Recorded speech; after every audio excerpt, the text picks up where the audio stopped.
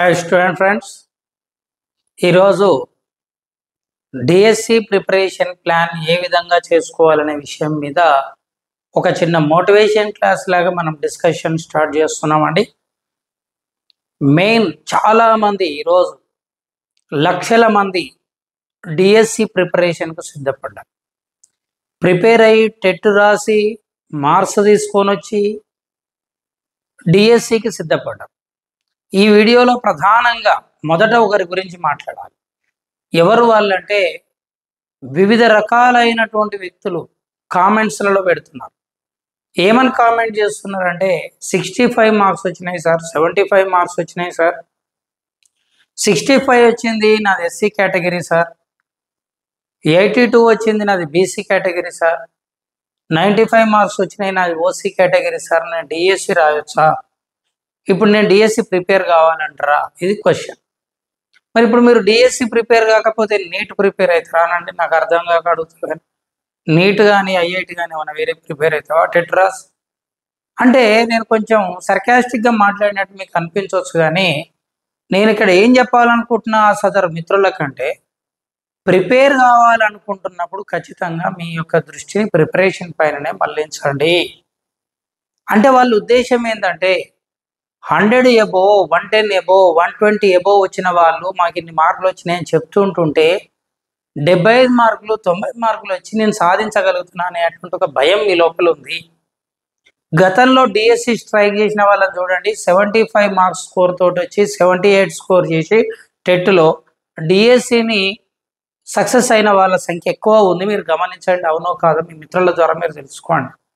అది first point. Second point ఏమంటే, ఇది ఇప్పుడు రాస్తున్న మీరు డిఎస్సి కాకుండా నెక్స్ట్ ఇంకొక డిఎస్సి వచ్చే ఛాన్స్ ముమ్మరంగా ఉంది. ప్రతిసారి టెట్ ప్రిపేర్ అవుతున్న సందర్భంలో కూడా నేను స్టార్టింగ్ చెప్పిన టెట్ ఎప్పుడే జరగకపోవచ్చు, డిఎస్సి ఇప్పుడే జరగకపోవచ్చు అని వివిధ సందర్భాలు. డిఎస్సి తీర నోటిఫికేషన్ వచ్చినప్పుడు కూడా గవర్నమెంట్ చేంజ్ అయ్యే సందర్భంలో చెప్పిన ఆఫ్లైన్ విద్యార్థులకు బాగా తెలుసు డిఎస్సి ఎగ్జామ్ ఇప్పుడు అప్పుడే కాదు, మీరు కంగారు పడకండి అని చెప్పిన. ఇప్పుడు కూడా నేను మీకు చెప్తున్నాను, డిఎస్సి ఇంకా మెగా డిఎస్సి వచ్చే సందర్భం ఉంది. ఇది రాయండి, ఇది ఇప్పుడే రావాలి మీకు డిఎస్సి, నేను కాదంటలేను. కానీ ప్రిపరేషన్ చేసుకుంటే కొంతమంది ఎవరైతే తక్కువ మార్క్స్ వచ్చినాయి అంటారో వాళ్ళ గురించి చెప్తున్నా. దీని తర్వాత ఇంకొక టెట్ అంటే రేపు పదవీ విరమణలు జరిగే ఛాన్స్ ఉంది. ఈ 5 సంవత్సరాల ఈ గవర్నమెంట్ పీరియడ్లో ఇంకొక మెగా డిఎస్సి పడుతుంది. మీరు చూస్తుండండి, ఈ వీడియోని మీరు గుర్తుపెట్టుకోండి. ఈ డిఎస్సి రాయండి, సక్సెస్ కాండి, నేను కాదంటలేను. ఎవరైతే 75 మార్కులు వచ్చినాయి 80 మార్కులు వచ్చినాయి అంటారో వాళ్ళ కొరకు మోటివేషన్గా చెప్తున్నాను నేను. మీరు ప్రిపేర్ అయితే నష్టం లేదు, సక్సెస్ అయితే ఇప్పుడే అవుతారు, ఇప్పుడే కావాలి అంటున్నా. రెండో వర్డ్ వద్దు నా నుంచి. ఇన్ కేస్ ఎవరైనా ఒకరిద్దరు భద్రత లేకుండా భయపడుతున్నా సరే నెక్స్ట్ డిఎస్సి వరకు ఈ ప్రిపరేషన్ ఉపయోగపడుతుంది. అప్పుడు లైన్లో మీరే ముందంజలో ఉంటారు. సినిమా టికెట్లు తీసుకునేటప్పుడు లైన్లో నిలబడ్డటువంటి ఒక వ్యక్తి నాకు టికెట్ దొరుకుతుందా దొరకదా అని ఆలోచించకుండా ఎంత క్యూ లైన్ ఉన్నా నిలబడతాడు. అక్కడ చేసే పోరాటం ఎందుకో మరి ఇక్కడ చేయరు. అక్కడ లైన్లో నిలబడ్డప్పుడు ఒకసారి నెక్స్ట్ లైన్లో నీకే ముందస్తుగా ఉండవచ్చు. సరే, ఇప్పుడు అవన్నీ డిస్కషన్ పక్కకు పెడితే డెఫినెట్గా ప్రిపేర్ కావాల్సిందే. ఎన్ని మార్కులు వచ్చినా డిఎస్సి మీద ఉండాల్సిందే. డిఎస్సి తప్ప ఇంకొక ఉద్దేశం లేదనుకున్న వాళ్ళు డిఎస్సి మీద కూర్చోవాల్సిందే. ప్రిపరేషన్ ఎప్పుడైనా లాంగ్ టర్మ్ చేయాలా? మీరు గమనించండి, ఈరోజు గ్రూప్ 1 ప్రిలిమ్స్ జరిగింది. ఈ గ్రూప్ 1 ప్రిలిమ్స్ జరిగింది, నేను కూడా రాసిన ప్రిలిమ్స్. నేనంత గొప్పగా ఏం రాయలేదు, అట్లని తక్కువ కూడా ఏం రాయలేదు. మరి గొప్పగా రాయలేదు అనే దానికి ఏంటంటే ఎప్పుడో డిఎస్సి ప్రిలిమ్స్ జరిగింది, ఇప్పటికి 2-3 సార్లు మారింది. ఎవరైతే ప్రిపరేషన్లోనే భాగంగా కూర్చొని బుక్స్ ముందల పెట్టుకొని అదే పనిగా ఎన్నిసార్లన్నా పోస్ట్ పోన్ కానీ దీన్ని అంతు చూడాలని ప్రిపేర్ అవుతారో వాళ్ళు ఎప్పుడైనా వరుసలో ముందు ఉంటారు, అది ఏ ఎగ్జామ్ అయినా సరే. కాబట్టి రేపు ఐఐటి సాధించే వ్యక్తికి సడన్గా ఐఐటి రమ్మంటే రాదు, నీట్ అయ్యే వ్యక్తికి నీట్ రమ్మంటే సడన్గా రాదు.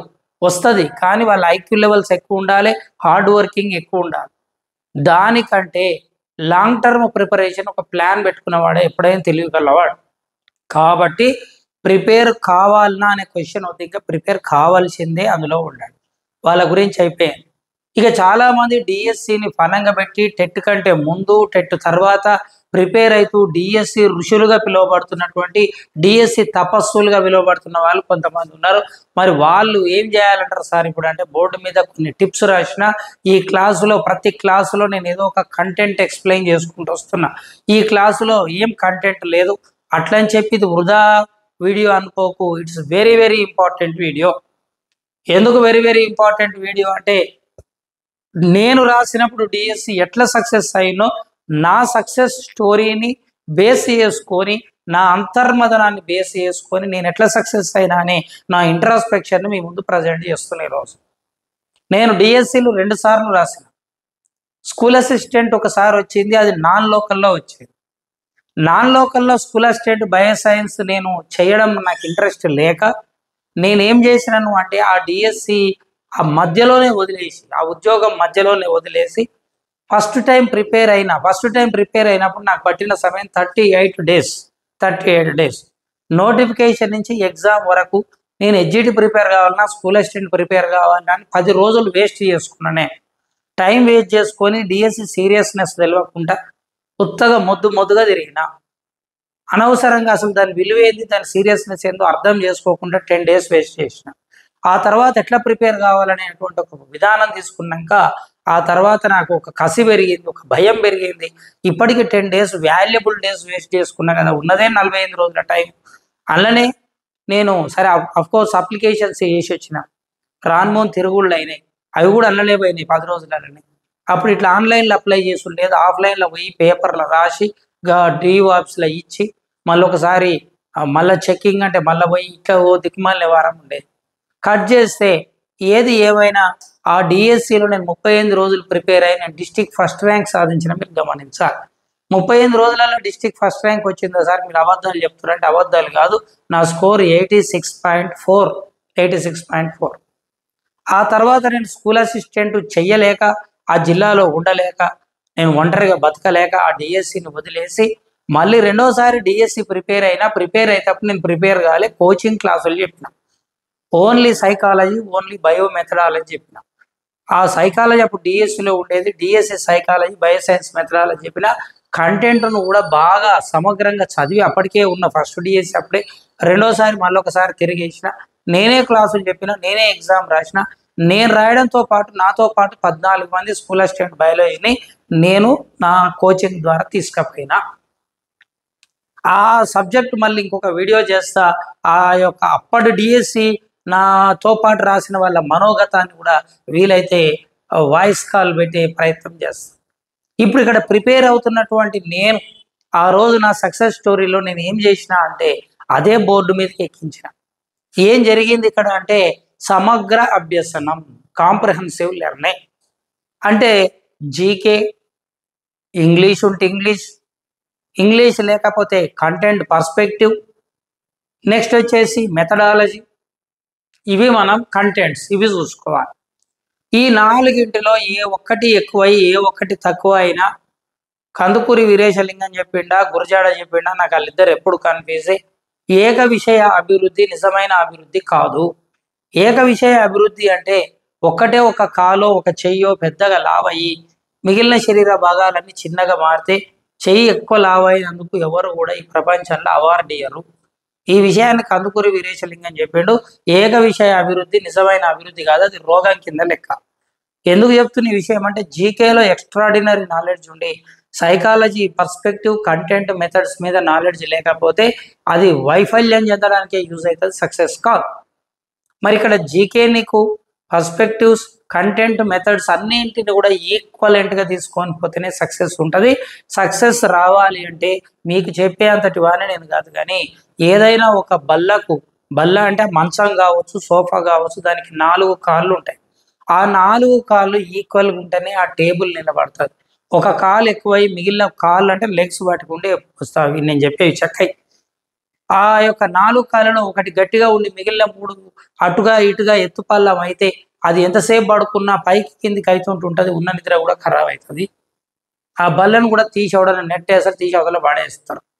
అట్లనే మన జీవితంలో కూడా ఇప్పుడు ప్రిపేర్ అయ్యేటప్పుడు పర్స్పెక్ట్ కొంతమందికి ఒక గమ్మత్తు ఉంటుంది. ఏంటంటే వాళ్ళు స్కూళ్ళల్లో చెప్పి ఉంటారు మ్యాథ్స్ సబ్జెక్టు బయాలజీ సబ్జెక్టు చెప్పి ఇక నేను అందులో పిహెచ్డి చేసినట్టు రామానుజన్ లెక్కనో లేకపోతే జీన్ లామార్క్ లాగానో అదే బయాలజీ కంటెంట్ చదువుకుంటూ దాంట్లోనే father of biology father of mathematics అయిదామని చూస్తాం.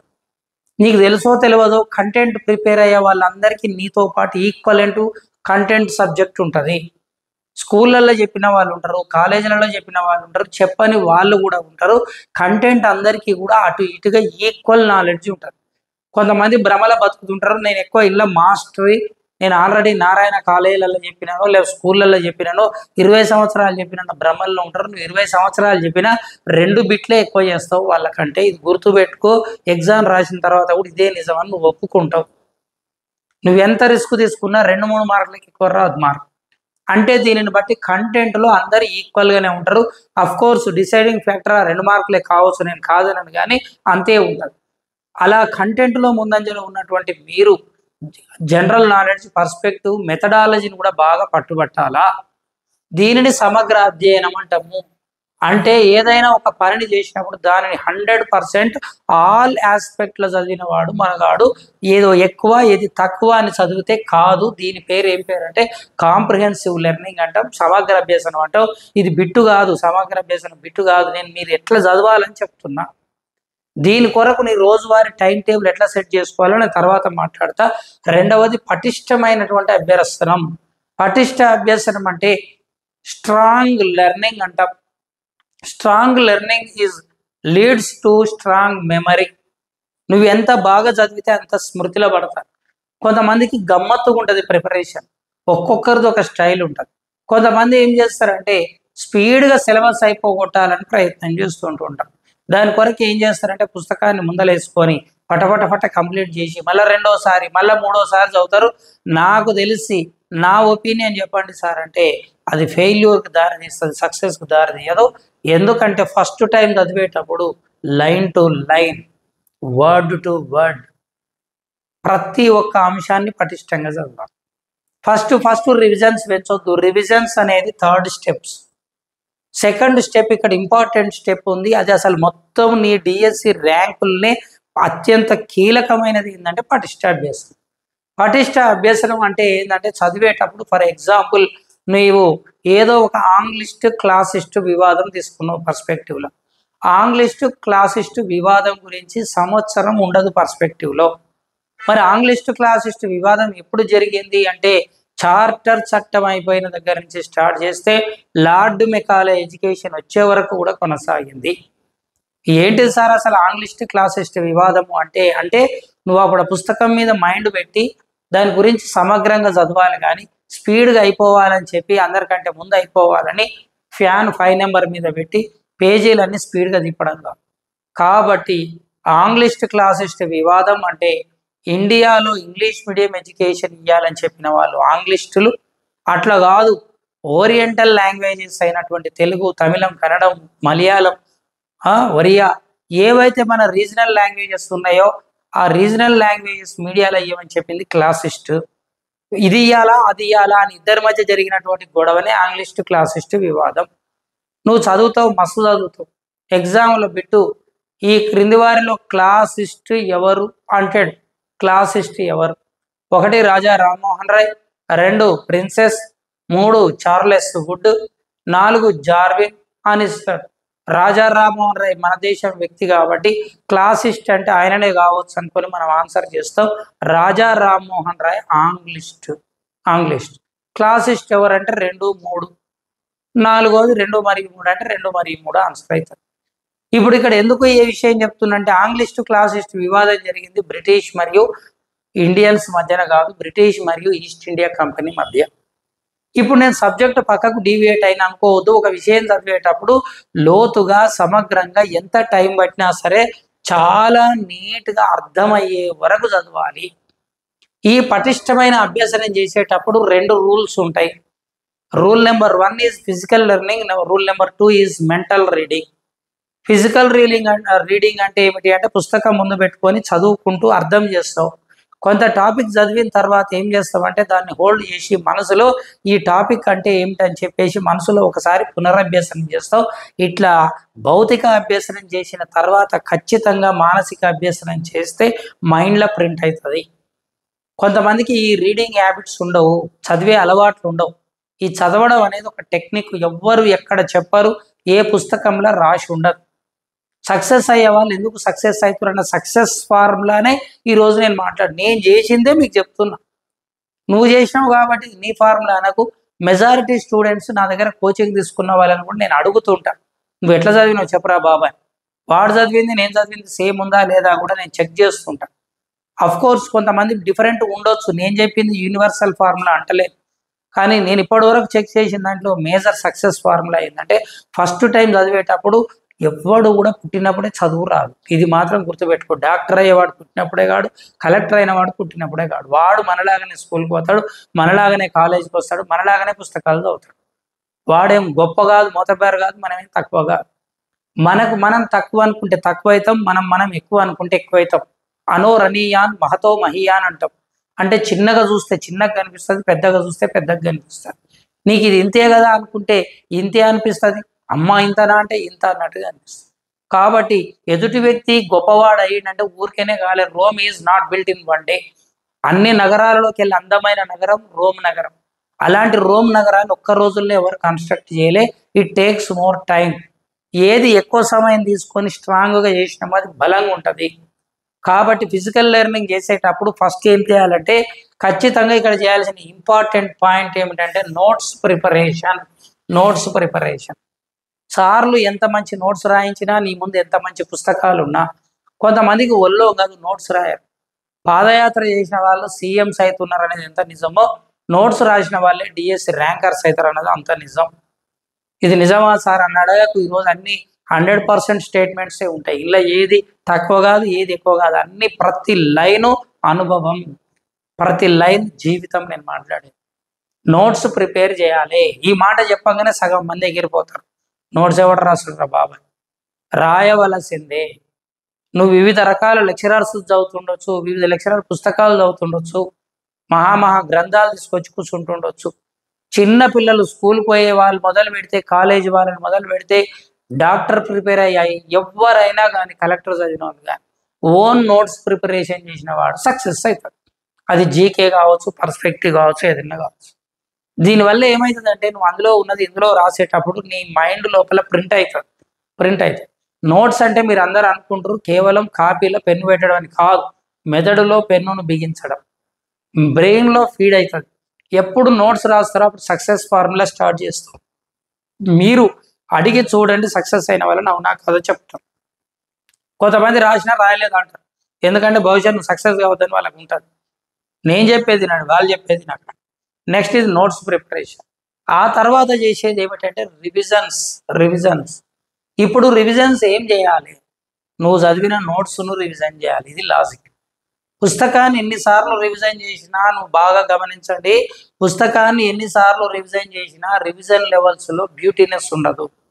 ఫర్ ఎగ్జాంపుల్, ఒక అకాడమీ పుస్తకం చదువుతున్నావు.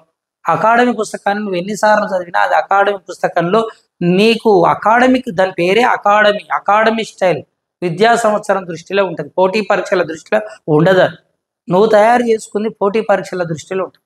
కాబట్టి నువ్వేం చేయాలి దాన్ని అంటే, పోటీ పరీక్షల రూపంలో రాసుకున్న నోట్స్ను పెంచుకో. అప్పుడు నీ ప్రిపరేషన్ స్పీడ్ అవుతుందా కాదా చెక్ చేసుకో. కాబట్టి స్పీడ్గా ప్రిపరేషన్ అయిపోతుంది.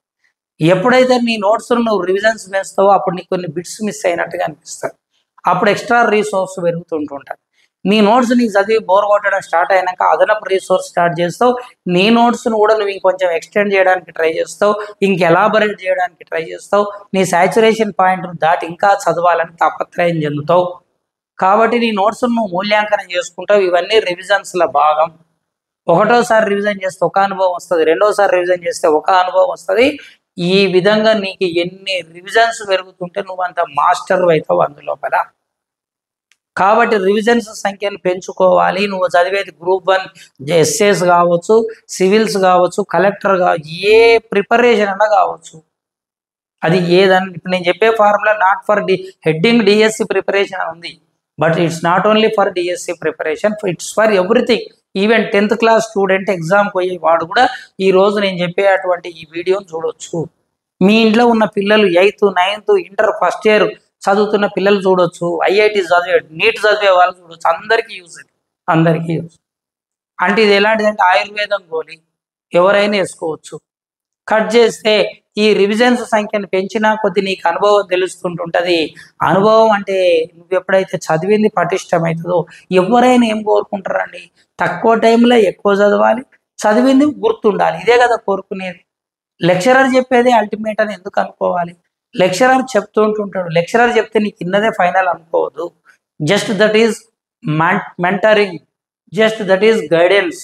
నువ్వు అదనపు రిసోర్స్ను ముందల పెట్టుకోవాలి. ఈ అనుభవం ఎప్పుడైతే చిన్నప్పటి నుంచి స్కూల్లో చదివే పిల్లలప్పటి నుంచే స్టార్ట్ అవుతుందో వాడు ఖచ్చితంగా కలెక్టర్ అవుతాడు. ఎందుకు చెప్తున్నా నేనంటే చాలా మందికి ఇది డిగ్రీ అయిపోయినాకనో ఇంటర్లోనో వస్తుంది. కానీ స్కూల్లో సార్ పాఠం చెప్పేటప్పుడే సార్ చెప్పిన పాఠం అంతవరకే. ఇంకా ఇంటికి వచ్చినాక పుస్తకం చదవాలి, ఓన్గా నోట్స్ రాసుకోవాలి. ఇది ఎవరు ప్రాక్టీస్ చేస్తారో చరిత్రలో రాసి పెట్టుకోండి. ఇంట్లో మీ పిల్లలు కానీ, ఇంటర్మీడియట్ పిల్లలు కానీ, డిగ్రీ పిల్లలకు కానీ మీరు చెప్పి చూడండి. ఈ ఫార్ములా వాళ్ళకి అలవాటు చేయండి. సక్సెస్ ఎందుకు గారో చూడండి. ఖచ్చితంగా వాళ్ళు హై లెవెల్కి వెళ్ళిపోతారు. రివిజన్స్లో అనుభవాలు వస్తాయి. ఎవరి అనుభవం వాళ్ళకే ఉంటుంది. నువ్వు సక్సెస్ ఫార్ములా పొందినంటున్నావు కదా సార్, నీ సంగతి చెప్పంటే నా సంగతి చెప్తున్నాను. నేను డిఎస్సి స్కూల్ అసిస్టెంట్ రాసేటప్పుడు నాకు ఏం నాలెడ్జ్ లేదు, నిల్ నాలెడ్జ్ తోటి స్టార్ట్ చేసిన. మరి జనరల్ నాలెడ్జ్, కరెంట్ అఫైర్స్ అయితే సున్నా.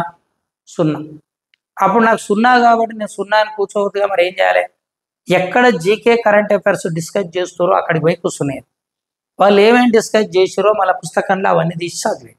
ఈ విధంగా ఇతరులు జీకే కరెంట్ అఫైర్స్ అవుతుంటే వాళ్ళని వినియోగించుకునేది, వాళ్ళని వాడుకునేది. నేను కట్ చేస్తే సైకాలజీ ఎవరు చెప్పకపోయేది. ఎందుకంటే నేనే లెక్చరర్ని అవుతున్నాయో భవిష్యత్తులో, అప్పుడు నాకు అట్లా రాసి పెట్టినట్టుంది. సైకాలజీ ఒక పట్టాన్ని అర్థం కాలేదు నాకు, చాలా టైం పట్టేది. ఎక్కడి చెత్త పుస్తకం, ఎవడు తయారు చేసిండి ఈ పుస్తకాన్ని అని బాధపడ్డా, టెన్షన్ పడ్డా, ఏడ్చినంత కథ అయింది నాకు. అప్పుడు ఒక్కొక్క లైన్ చదువుకుంటూ పోతుంటే అది థియరిటికల్గా ఉంది, అసలు అర్థం కాలేదు, నాకు చిరాకు కనిపించింది. అప్పుడు నాకు విజేత కాంపిటీషన్స్ అని అప్పుడు ఒక బాగా ఉండే, ఇప్పుడు అంత లేదు. కానీ ఆ విజేత కాంపిటీషన్స్ వాళ్ళు రాసిన పుస్తకం నాకు ఒకటి దొరికేది. అందులో సరళంగా క్వశ్చన్స్ను ఫ్రేమ్ చేయడం గమనించిన. థియరీ చదవడం గొప్ప కాదు, క్వశ్చన్స్ను ఫ్రేమ్ చేయడం గొప్ప అని అప్పుడు అర్థం చేసుకొని నాకు నేనే చదివేటప్పుడు అసలు మనం చేసేది యుద్ధం ఎవరితోటి? క్వశ్చన్ పేపర్ తోటి. మరి క్వశ్చన్ పేపర్ తోటి యుద్ధం చేసుకుంటా పుస్తకం వైపు మైండ్ పెడితే ఎట్లా? సో ఎప్పుడైనా మనం రాసేది పరీక్ష కాబట్టి మన ఎనిమీ ఎవరంటే ఎగ్జామినర్. మన ఫ్రెండ్ ఎవరంటే టెక్స్ట్ బుక్. కానీ మనం టెక్స్ట్ బుక్ తోటి కాదు కదా ఫైటింగ్ చేసేది, ఎగ్జామినర్ తోటి ఫైటింగ్ చేస్తున్నాం. కాబట్టి ఎగ్జామ్ హాల్లో క్వశ్చన్ ఎట్లా అడుగుతాడు అని ఎప్పుడైతే నేను ప్రాక్టీస్ బిట్స్ సైకాలజీ చూసినో చదివేటప్పుడు నా స్టైల్ మారింది. ఓహో, చదువుతుంటే క్వశ్చన్ లెక్క చదవాలి, వాక్యాన్ని వాక్యంలాగా కాకుండా క్వశ్చన్ లాగా చదవడం ప్రాక్టీస్ చేసిన. ఎప్పుడు అది నా బుర్రలకు ఎక్కిందో ఇక ఆ రోజు నుంచి నేను వెనక్కి తిరిగి చూడలే. కట్ చేస్తే ఇలా రివిజన్స్లో ఒక అనుభవాన్ని చెప్తున్నాను నేను, ఇంకా ఉన్నాయి నా అనుభవాలు. Next model paper practice. Model papers దొరికితే ప్రాక్టీస్ చేయాలి, కానీ రాంగ్ క్వశ్చన్స్, రాంగ్ ఆన్సర్స్ ఉంటాయి. కొన్నిసార్లు ప్రింట్ మిస్టేక్స్ పడుతుంటాయి, జాగ్రత్తగా గమనించుకోవాలి. క్వశ్చన్ మనం గుడ్డిగా, ఆన్సర్ని గుడ్డిగా విశ్వసించవద్దు. ఇందులో ఏదైనా ఆన్సర్ తప్పు ఉందా ఒప్పు ఉందా అనేది మనం చెక్ చేసుకోవాలి ప్రతి క్వశ్చన్ని. ఇట్లా మోడల్ పేపర్స్ మొత్తం ప్రాక్టీస్ చేస్తూ ఉండండి. నేనైతే మీకు ఇచ్చిన పర్స్పెక్టివ్ బుక్లో ఇక అంతకు మించిన ప్రాక్టీస్ బిట్స్ లేవు అనుకుంటా. నేను 6 గ్రాండ్ టెస్ట్లు ఉన్నాయి, 6 మినీ గ్రాండ్ టెస్ట్లు ఉన్నాయి, సబ్జెక్టు వారి క్వశ్చన్స్ ఉన్నాయి, మరియు టాపిక్ వారి పేపర్స్ ఉన్నాయి, విపరీతమైన క్వశ్చన్స్ ఉన్నాయి. అది జస్ట్ నేను రాసిన కాబట్టి గుర్తొచ్చి చెప్తున్నా, దాని మధ్యలో నేను ఇన్వాల్వ్ చేస్తలేను. కానీ ప్రతి దానికి కూడా క్వశ్చన్స్ను ప్రాక్టీస్ చేయాలి. మార్కెట్లలో పుస్తకాలను విశ్వసించేది పక్కకు పెట్టి మీరే క్వశ్చన్ పేపర్స్ను తయారు చేయడం, ఇంకా క్వశ్చన్స్ రాస్తే అది నాకు ఇంకెక్కువ నచ్చే విషయం. అంటే ఎట్లా సార్ నాకు అర్థం కావట్లేదు అని అంటే, మీరు ఫర్ ఎగ్జాంపుల్ కంటెంట్ చదువుతున్నాం, కంటెంట్కు నెంబర్ ఆఫ్ క్వశ్చన్స్ను రఫ్గా తయారు చేయాలి. అదే నేను ఇప్పుడు రాద్దాం అనుకున్నా, ఇక్కడ రాస్తున్నాను. షార్ట్ నోట్స్ ఏదైతే మీరు ఇక్కడ నోట్స్ ప్రిపేర్ చేసారో అది అయిపోయింది. ఆ notes main notes. Short notes అంటే ఒక చిన్న కొన్ని పేపర్లను కట్ చేసి పెన్ను కొట్టి, లేకపోతే కొనుక్కోండి, చిన్న నోట్స్ కొనుక్కొని ఆ చిన్న నోట్స్లో షార్ట్ కట్లు రాసుకోవాలి పదాలు. ఫర్ ఎగ్జాంపుల్ నేను బయాలజీకి సంబంధించిన వ్యక్తిని కాబట్టి ghrelin hormone, pepsin hormone, trypsinogen అని ఇలాంటివి కొన్ని నేను రాసుకున్నాను అనుకోండి. అమైలేజ్, టయలిన్ అనేవి రాసుకుంటే అవి ఎందుకున్నాయి ఏంది, అవి ఉండవు. షార్ట్ నోట్స్లో అవి ఉండవు, ఓన్లీ షార్ట్ కట్సే ఉంటాయి. అసలు ఇవి ఏంటివి అని మళ్ళీ బయటికి వెళ్ళినప్పుడు ఆ నోట్స్ ఇట్లా తిప్పేసుకుంటా పోవాలి. ఎటన్నా పోతే సమయాన్ని సద్వినియోగం చేసుకోవాలి. డిఎస్సి టైంలో అదొక పెద్ద టెక్నిక్. ఎటన్నా దారిలో పోయేటప్పుడే చదువుకుంటూ పోవాలి, పక్క వాళ్ళతో డిస్కస్ చేసుకుంటూ పోవాలి. ఇది షార్ట్ నోట్స్ ప్రిపరేషన్ అంటాం దీన్ని. ఇకపోతే నెక్స్ట్ గ్రూప్ డిస్కషన్. ఇవన్నీ చదివిన తర్వాత నీకు వచ్చినవి నీకు తెలుసా, ఇతరులకు తెలుసా, అందరికి తెలుసా? నీకు ఈ చర్చా కార్యక్రమం అంటే నువ్వు అన్నట్టు రచబండ ప్రోగ్రాం పెట్టడం కాదు. గ్రూప్ డిస్కషన్ అంటే ఒక ఇద్దరు లేదా ముగ్గురు, అది కూడా గ్రూప్ డిస్కస్ చేస్తున్నామని పని కట్టుకొని కూర్చోవద్దు.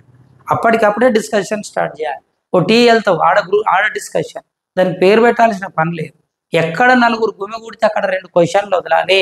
ఆ క్వశ్చన్లు అడుగుతూ ఉంటుంటే ఇది కూడా ప్రిపరేషన్లో భాగం అవుతుంది. ఇది వన్ టైప్ ఆఫ్ స్ట్రాటజీ. నేను చెప్తే వాడు నేర్చుకుంటాడేమని నువ్వు ఎప్పుడు కూడా అనుకోవద్దు. అంతకంటే మూర్ఖత్వం ఇంకొకటి ఉండదు. డిస్కస్ చేసినా కొద్ది డెవలప్ అవుతావు. సో ఆ విధంగా డిస్కషన్ చేయాలి. గ్రూప్ డిస్కషన్ అనేది it's very important to reach your success point. ఇది ఒకటి చేసుకోవాలి. ఇకపోతే నెక్స్ట్ ప్రశ్నాపత్రాల సరళిలో మార్పులు వస్తున్నాయి. క్వశ్చన్ పేపర్ స్టైల్ చేంజ్ అవుతుంది, మీరు అది గమనించాలి.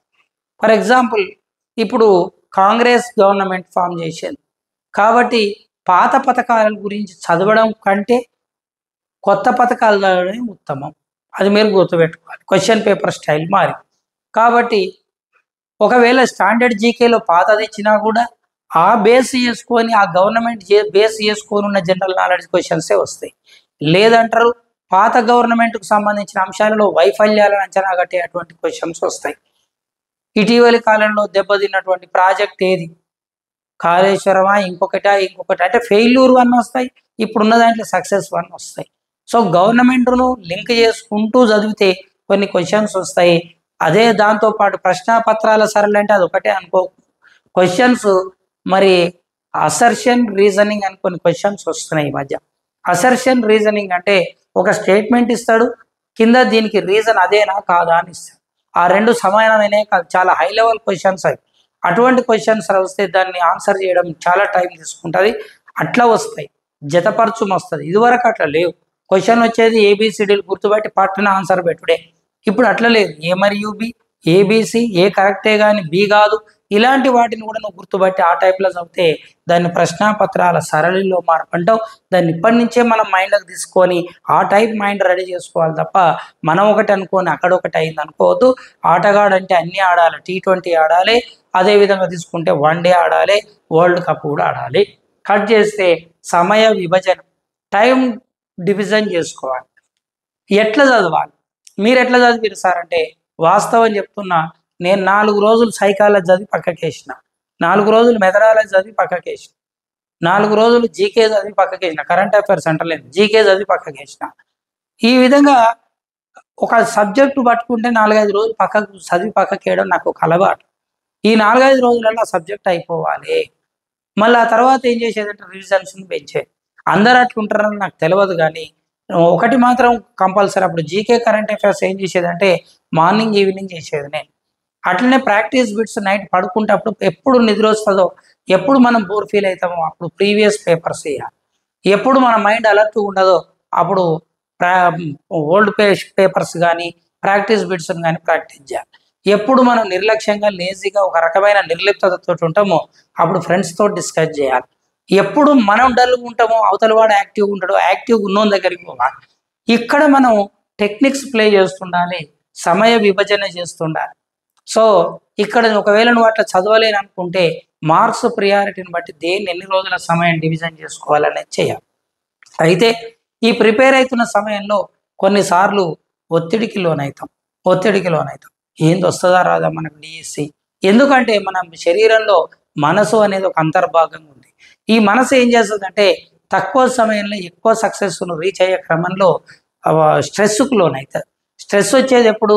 తక్కువ సమయంలో ఎక్కువ రిజల్ట్ను గెయిన్ చేయాలనుకున్నప్పుడు వచ్చేది స్ట్రెస్, అది ఒత్తిడి. ఆ ఒత్తిడిని గెయిన్ చేయాలనుకున్నప్పుడు రిస్క్ అయితే. అందుకే నేను చెప్పేది పిల్లల కాడి నుంచి పెద్దల వరకు లాంగ్ టర్మ్ ప్రిపరేషన్ ప్లాన్ పెట్టుకోవాలి. ఎప్పుడైనా లాంగ్ టర్మ్ ప్రిపరేషనే మన ఎత్తుగడ. ఇప్పటి వరకు డిఎస్సి ఫస్ట్ ర్యాంకర్లను చూసుకోండి, మీరు ఎవరినన్నా చూసుకోండి, ఏ రంగంలోనైనా టాపర్లను తీసుకోండి మీరు, అది అది ఏదైనా కావచ్చు, అది నీట్ కావచ్చు, ఒకవేళ ఐఏఎస్ కావచ్చు, ఒక ప్రిపరేషన్ ప్లానింగ్లో కొంత టైం లాంగ్ డ్యూరేషన్లో ప్రిపేర్ అయిన వాళ్ళకు స్ట్రాంగ్గా ఉంటారు. ఫటఫట బిల్డింగ్ కడతాప్పుడు ఇటుకలు కట్టి సిమెంట్ వేసి వెంటనే మళ్ళీ దాని మీద మనం ఏంది దొడ్డుమాలు వేసి దాని మీద ఏమంటే సన్నమాలు వేసి ప్లాస్టరింగ్ చేసి కలర్లు వేసాం అనుకో, దాన్ని ఎవడు బిల్డింగ్ అన్నాడు, బొమ్మరిల్లు అంట. అట్లా చేస్తే కొన్ని రోజులకి క్రాక్స్ వస్తాయి. కట్ చేస్తే మరి ఇట్లా ఒత్తిడిని జయించడం, ఒత్తిడిని జయించడానికి ఏం చేస్తామంటే మన బ్రెయిన్లో సెరటోనిన్, సింపథిన్, అసిటైల్ కోలిన్ అనే హార్మోన్స్ని మేనేజ్ చేసుకోవడం చాలా ఇంపార్టెంట్. వాటిని మేనేజ్ చేసుకోవాలంటే చేయాల్సిన పని ఏమిటంటే రిలాక్సేషన్ ఉండదగిన వ్యూహాలుగా పాటలు వినడము, లేదనుకుంటే నీవు కామెడీ వినడము, లేదనుకుంటే ప్రకృతి నేచర్ని ఎంజాయ్ చేయడము, మధ్య మధ్యలో కొన్నిసార్లు పక్కకి జరిగి నీకు ఇష్టమైన అంశాల మీద మైండ్ టర్న్ చేసుకుంటే అప్పుడు మెదడులో బ్రెయిన్లో రిలాక్సింగ్ హార్మోన్స్ రిలీజ్ అవుతాయి. రిలీజ్ అయినటువంటి హార్మోన్లు మళ్ళీ ఎక్స్ట్రా చదవడానికి యూజ్ అవుతాయి. ఏది చేసినా ఈ యొక్క మొత్తం బోర్డు మీద అత్యంత కీలకమైనటువంటిది ఏంటిదంటే సెల్ఫ్ కాన్ఫిడెన్స్, ఆత్మవిశ్వాసం. ఉద్యోగం సాధించే క్రమంలో ఫస్ట్ ఉండాల్సింది ఏంటంటే కాన్ఫిడెన్స్ లెవెల్స్ అనేవి ఎంత పెంచుకుంటే సక్సెస్ రేట్ అంత ఉంటుంది. కాబట్టి ఇది ఇక్కడ జాగ్రత్తగా ఉండాలి. కొంతమంది ఓవర్ కాన్ఫిడెన్స్ అనుకుంటారు. సెల్ఫ్ కాన్ఫిడెన్స్ అంటే మీరు గమనించండి, హార్డ్ వర్క్ చేసేటప్పుడు వచ్చేది సెల్ఫ్ కాన్ఫిడెన్స్. దీనికి ఇంతవరకు ఎంతమంది ఏ డెఫినేషన్ ఇచ్చారో నాకు తెలియదు, కానీ నేను ఒక డెఫినేషన్ ఇస్తుంది ఏంటంటే ఆత్మవిశ్వాసం అనేది కనుక ఒక చెట్టు ద్రవం అయితే, అది కొబ్బరి నీళ్ళు అయితే, లేదనుకుంటే ఏదైనా మంచి స్రావం అయితే అది వెంటనే రిలీజ్ కాదు, అది నువ్వు చేసే కష్టాన్ని బట్టి కొంచెం రిలీజ్ అవుతుంది. ఫర్ ఎగ్జాంపుల్ మనం ఆట ఆడుతుంటే చెమట వస్తుంది, అంతేగాని చెమట అదే పనిగా వస్తే దాన్ని ఆత్మవిశ్వాసం అనం, రోగం అంటాం. ఏదన్నా ఒక రోగం వస్తే, జ్వరం వచ్చి తక్కువ అయితే తెల్లారి ఒళ్ళంతా చెమటలు పడతాయి, ఎంత చెమటలు వచ్చినాయి అనేది కాదు, అది రోగం. అది మరి ఏది ఒరిజినల్ చెమట అంటే ఆడుతుంటే వచ్చే చెమట, ఆడుతున్నప్పుడు వచ్చే చెమట ఒరిజినల్. ఎట్లా వస్తుంది ఆ చెమట? నువ్వు ఆడుతుంటే కొంచెం రిలీజ్ అవుతుంది, ఆత్మవిశ్వాసం కూడా నువ్వు చదువుతుంటే వస్తుంటుంది, హార్డ్ వర్క్ చేస్తుంటే వస్తుంటుంది, బిట్స్ ప్రాక్టీస్ చేస్తుంటే వస్తుంటుంది. అయితే ఈ క్రమంలో ఒక్కొక్కసారి బిట్స్ ప్రాక్టీస్ చేస్తుంటే, లెక్కలు చేస్తుంటేనో, లేకపోతే నువ్వు కంటెంట్ చదువుతుంటేనో, ఫిజిక్స్ అయితే ఫిజిక్స్, సోషల్ నువ్వు ఏ సబ్జెక్ట్ చదువుతుంటే ఆ సబ్జెక్టు సక్సెస్ కాక సార్లు చెప్తేనేమో క్లాస్ రూమ్లో వచ్చినట్టు, ఇంటికి వచ్చి చేస్తుంటే రానట్టు అనిపిస్తుంది. అరే ఏంది నేను ఎంత చదివినా వస్తలేదు, ఏంది నా జీవితం దేవుడు ఎందుకు ఇట్లా చేశాడో అనిపిస్తుంది. అది నీకు కాదు, ఎవరికైనా అనిపిస్తుంది. అది ఎందుకు అనిపిస్తుంది అంటే ఆ పరిష్కారం నీ బుర్రకు తట్టుతలేదు, తట్టే వరకు కొంత టైం పడుతుంది. ఎందుకు తట్టుతలేదంటే దాని మీద ఇంకా నీకు కంప్లీట్ నాలెడ్జ్ రాలేదు. వస్తుంది, ఎప్పుడు వస్తుంది? ఇది క్రషింగ్ అంటాం. ఒక పండు నువ్వు ఒక మిక్సీలో వేసి ఎమ్మటే జ్యూస్ రమ్మంటే రాదు, అది క్రష్ కావాలి. మన బ్రెయిన్ కూడా క్రష్ అయినప్పుడు రిజల్ట్ అవుట్పుట్ వస్తుంది. అట్లనే ఆత్మవిశ్వాసం అనేది ఒక్కొక్కసారి సన్నగిల్లుతుంది. ఎప్పుడంటే బిట్స్ ప్రాక్టీస్ చేస్తుంటే అన్ని తప్పులు పోతూ ఉంటుంటాయి, ఎగ్జామ్ రాస్తుంటే మార్కులు రాకపోతే ఏంది నాకు ఈ దౌర్భాగ్యం అని చెప్పి ఏడుపు వస్తుంది. కానీ అది కూడా అభివృద్ధిలో ఒక భాగం అని మీరు గమనించండి. That's also part in development. అది అభివృద్ధిలో ఒక భాగం. ఏం చదవని వానికి ఆ క్రషే ఉండదు. ఎవడు హార్డ్ వర్క్ చేస్తుంటాడో వాని మజిల్స్ పెయిన్ అవుతుంటాయి, ఎవడి మజిల్స్ పెయిన్ అవుతుంటాయో వానిలో స్ట్రెంగ్త్ డెవలప్ అవుతుంది. ఆట ఆడుతున్న పిల్లవానికి ఆ పెయిన్ తెలియదు. ఎందుకు తెలియదు అంటే ఆడుతుంటుంటాడు, ఆ మజిల్స్ పెయిన్ వస్తుంటాయి వానికి తెలియదు.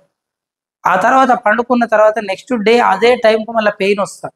ఫర్ ఎగ్జాంపుల్ స్కూల్లో ఫుట్బాల్ ఆడిన, బాస్కెట్బాల్ ఆడిన పిల్లగాడు ఇంటికి వచ్చి పడుకుంటే రేపు ఉదయం కరెక్ట్ ఏ టైంకు ఆట ఆడిండో అదే టైంకు మళ్ళీ మజిల్స్ పెయిన్ స్టార్ట్ అయింది. ఆ పెయిన్ రావడం అనేది నష్టం కాదు, అది ప్లస్ పాయింట్ అని అర్థం. మళ్ళీ ఆట ఆడితే ఇంకా స్ట్రాంగ్ అయితే, కొన్ని రోజుల తర్వాత స్ట్రాంగ్గా తయారైతే ఫిజికల్గా ఎట్లా మజిల్స్ ఉంటాయో మెంటల్గా కూడా అట్లే మజిల్స్ ఉంటాయని చెప్పిన వాడు ప్లాటో. మనసుకు కూడా కండరాలు ఉంటాయని చెప్తాడు. ఆ మనసుకున్న కండరాలను బలపరచాలంటే మనం చదువును బాగా ప్రాక్టీస్ చేస్తుండాలి, ఆత్మవిశ్వాసం పెంచుకోవాలి.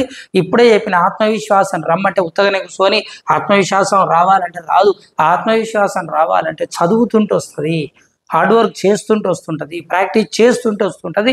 అట్లా శరీరానికి బట్టి చెమట ఎలాంటిదో మనసుకు చేసే హార్డ్ వర్క్ వల్ల వచ్చే అవుట్పుట్టే ఆత్మవిశ్వాసం అనుకోవాలి. ఇది మన అభివృద్ధికి కారణమైంది. కట్ చేస్తే ధ్యానం ఖచ్చితంగా లైఫ్లో ఇది నీకు ఒక పార్ట్ కావాలి.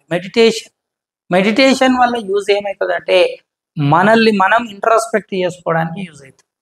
ఎప్పుడైనా ప్రతి వ్యక్తి తన గురించి తాను ఎక్కువగానైనా అంచనా వేసుకుంటాడు, తక్కువగానైనా అంచనా వేసుకుంటాడు. చాలా గ్రేట్గానైనా అసైజ్ చేసుకుంటాడు. క్వాలిటీస్ లేకపోయినా ఎక్కువ అనుకుంటాడు. కొంతమంది క్వాలిటీస్ ఉంటాయి కానీ లేవనుకుంటాం.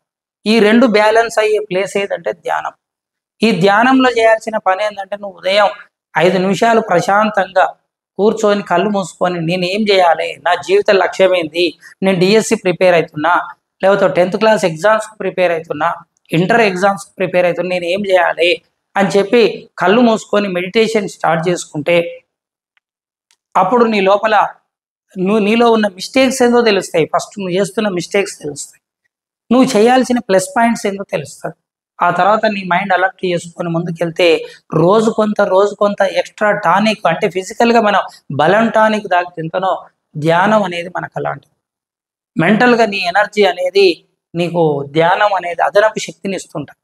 కొన్ని రోజుల తర్వాత నీ మైండ్ చాలా పవర్ఫుల్ అవుతుంది, అది ఎక్స్ట్రా బూస్టింగ్ అవుతుంది. ఒత్తిడిని జయించడం ఇంతకుముందే మాట్లాడినాం.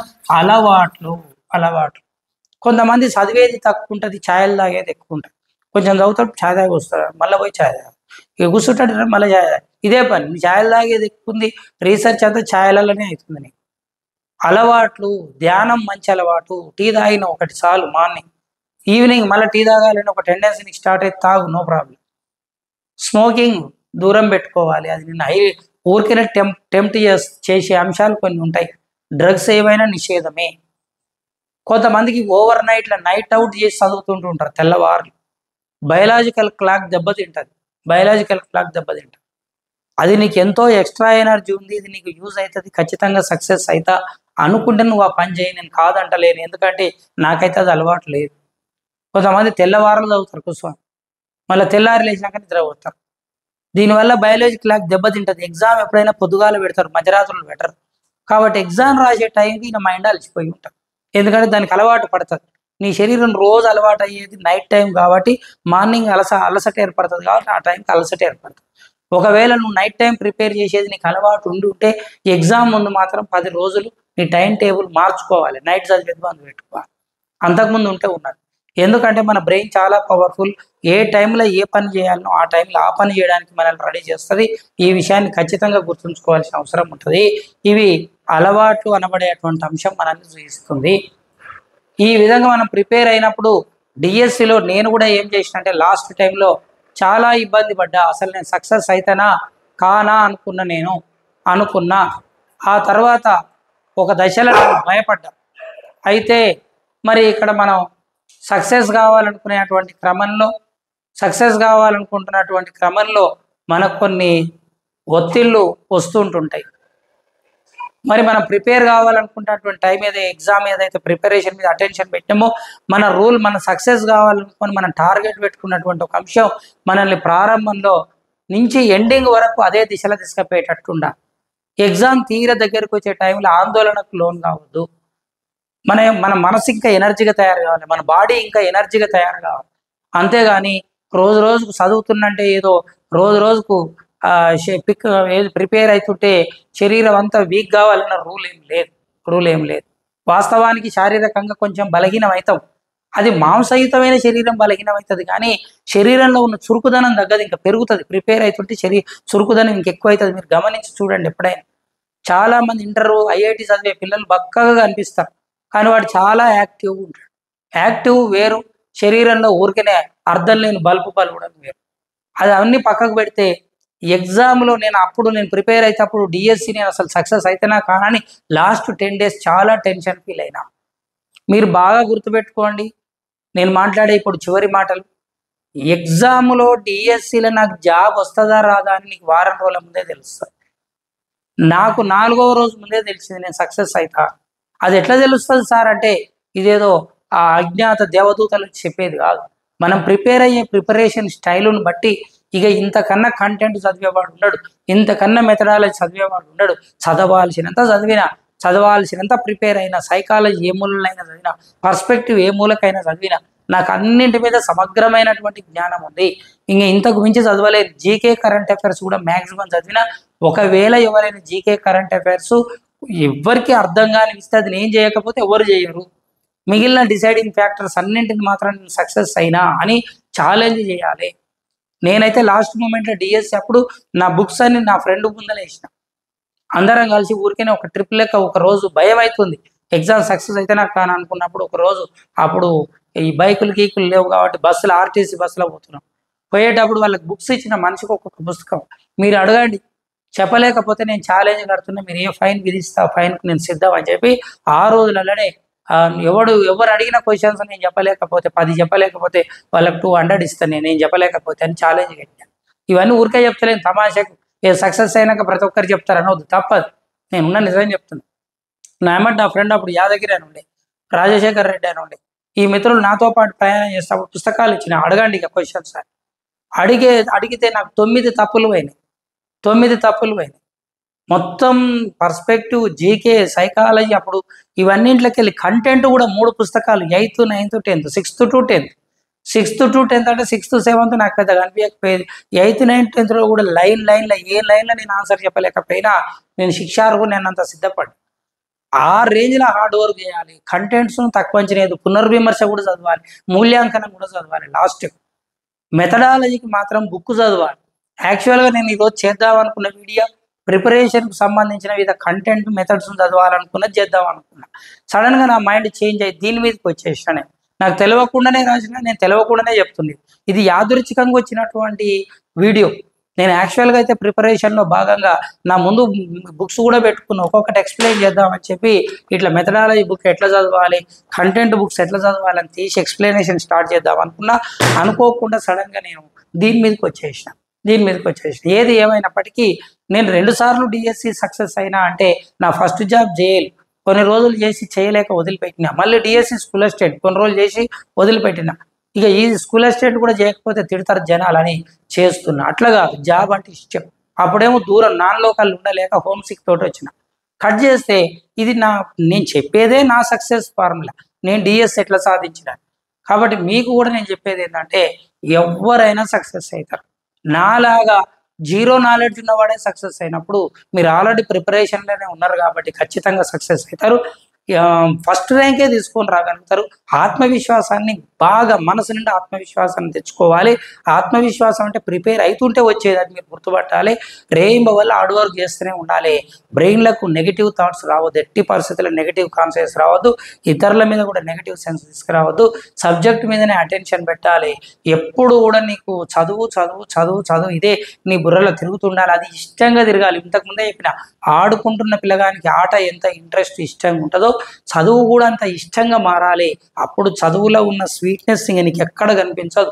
ఏ అన్నంలో కనిపించదు, ఏ కూరలో కనిపించదు, ఏ సినిమాలో కనిపించదు, ఏ ఆటలో కనిపించదు. చదువులో ఉన్న స్వీట్నెస్ పొందితే సక్సెస్ ఉంటుంది.